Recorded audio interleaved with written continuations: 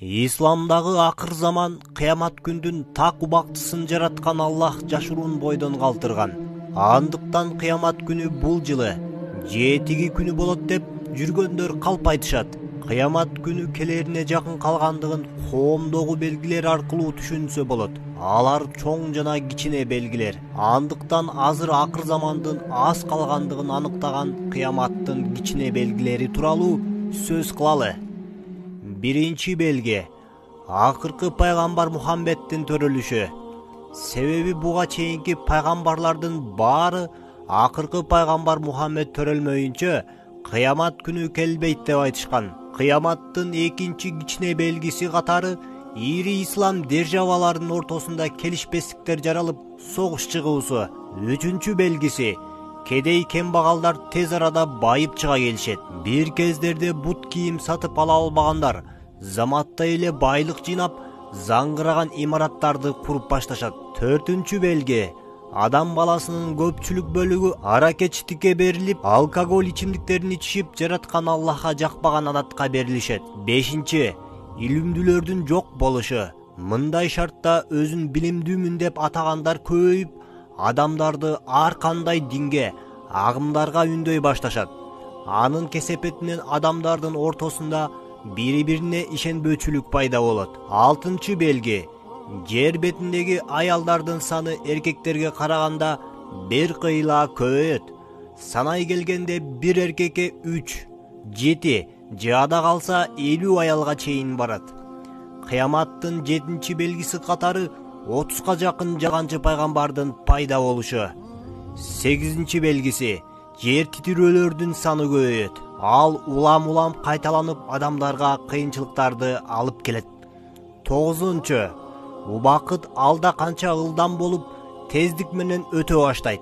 Мындайча айтканда, мурда бир адам бир күндө 7-8 жумуш бүтүрүүгө жетишсе, кийин анын убакыты өтө тез өтүп, бир күндө бир гана жумушту бүтүргөнгө араң үлгүрөт.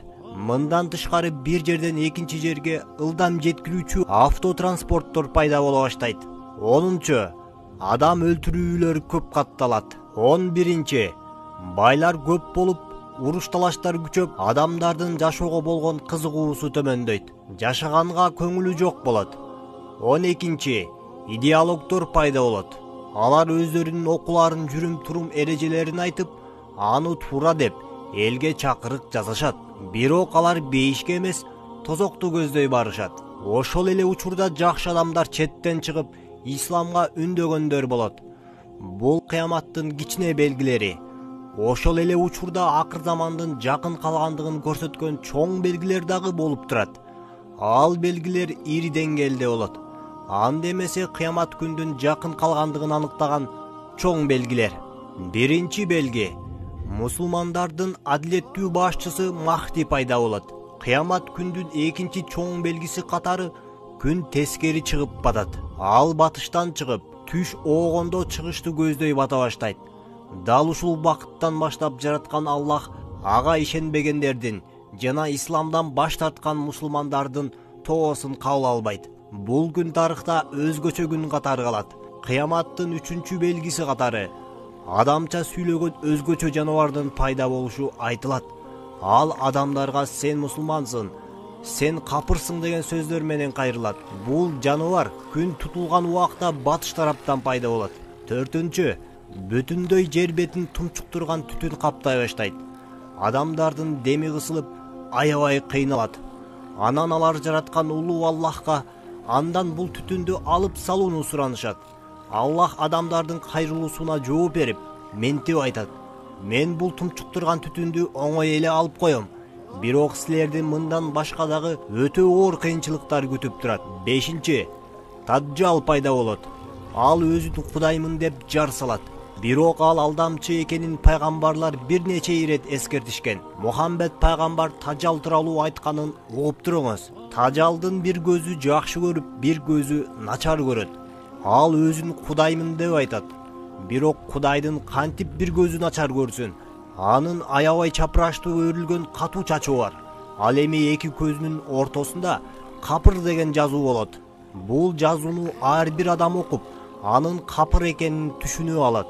Бирок ошол учурда Таджал ар бирине келип, аларга мол түшүм, байлыкты убада кылып өзүнө чакырат. Анын айткандары орундалып, артынан ээрчигендер болот. Бирок айрымдар аны укпай коюшат.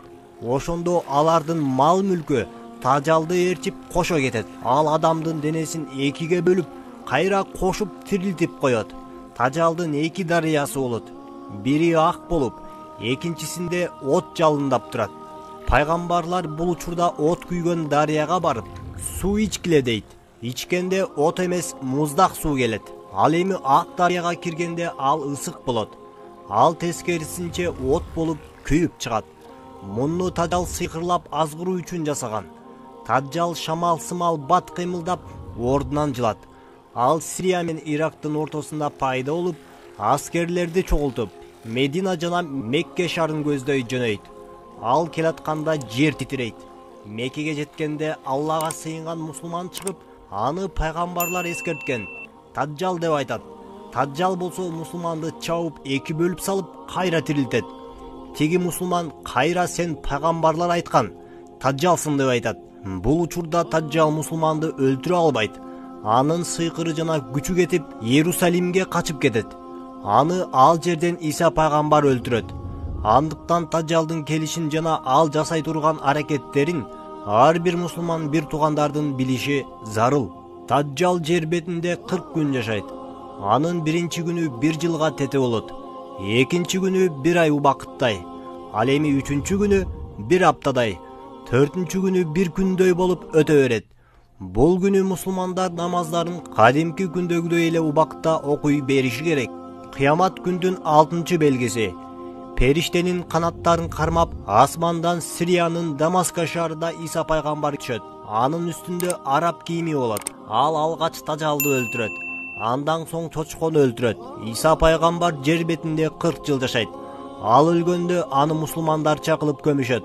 Ошол жылдары ислам дини гүлдөп, өнүгүп, сүрөт жана крестке эч ким сыйынбай калат.